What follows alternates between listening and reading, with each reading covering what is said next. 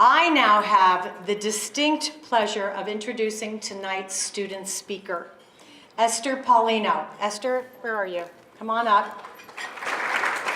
Esther is an accomplished senior at Mary Help of Christians Academy, and you are really going to enjoy her message. Come on up.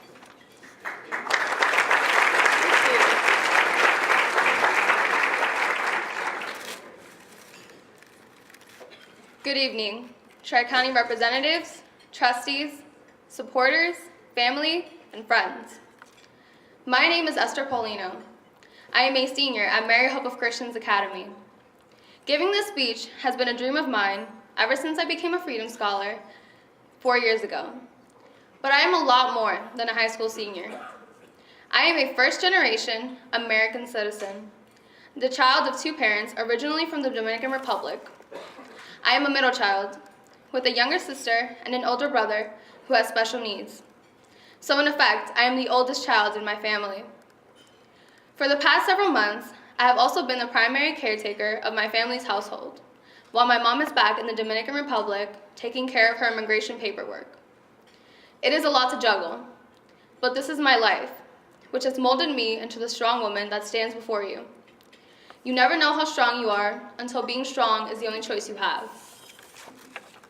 For the last 25 years, my family has been living in the city of Patterson, a place that some people may call the hood. I'm sure that everyone here has heard of the infamous small city of Patterson.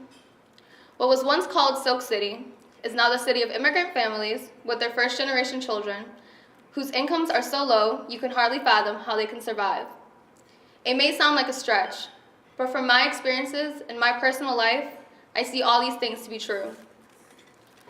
My family has always existed on one income, my father's. He is a grocery store manager. He dropped out of high school in the Dominican Republic at the beginning of his junior year in order to come to America and make a better life.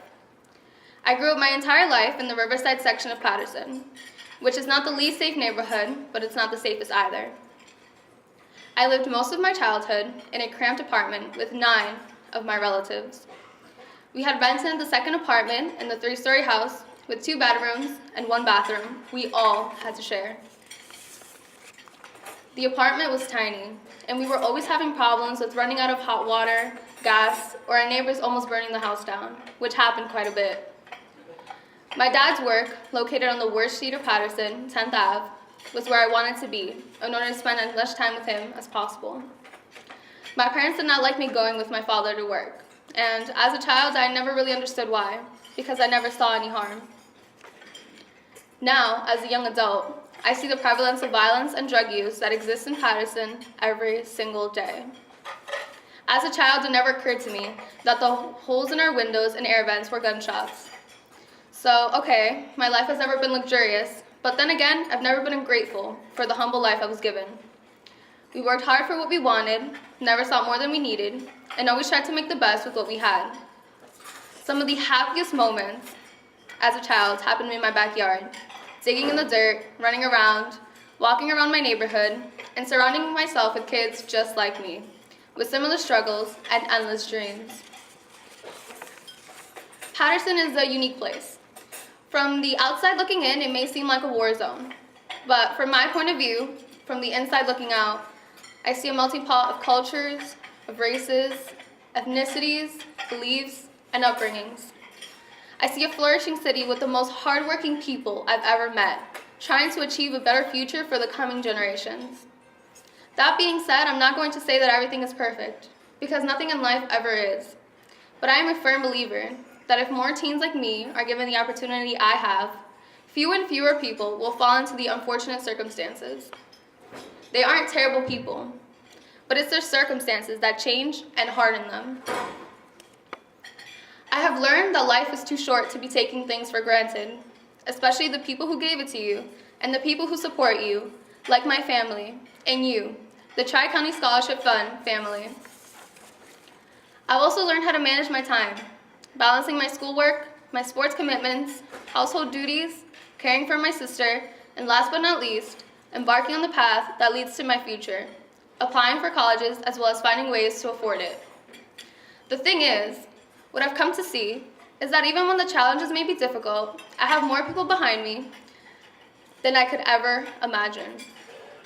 Because of the scholarship from Tri-County that I received 4 years ago, I got the blessing to attend Mary Help of Christians Academy, where I not only have been able to explore my academic abilities, but also explore what true happiness is like.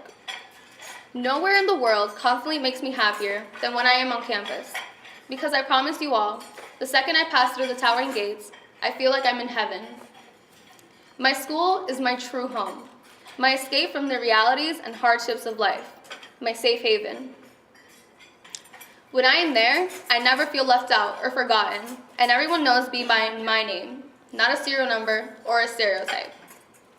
There, I get to be myself and explore who I am, discovering my vocation, my morals and values, and my future. As I mentioned in the beginning, this has been a dream of mine, to speak to all of you ever since I attended my first Tri-County event 2 years ago. To have the blessing of being able to stand before you all and truly thank you. It has been with your support that I have been granted the opportunity to attend such an accredited high school as Mary Help of Christians Academy. It is there that I discovered my true calling during my first medical terminology class with Ms. Hess and my internship at the St. Joseph's Regional Hospital in Paterson. My dream of pursuing a career in pediatric medicine. It is there that I gained 14 college credits through Rutgers University, and it is there that I have learned how to become the independent woman I am today. I look forward to my future, which includes one day sitting where you are, listening to a young man or woman tell about how much my contributions to Tri-County Scholarship Fund has helped them, and finding ways such as all you have to help others to have the same opportunities. Therefore, on behalf of myself and all of the other students who have received your support, I thank you from the bottom of my heart.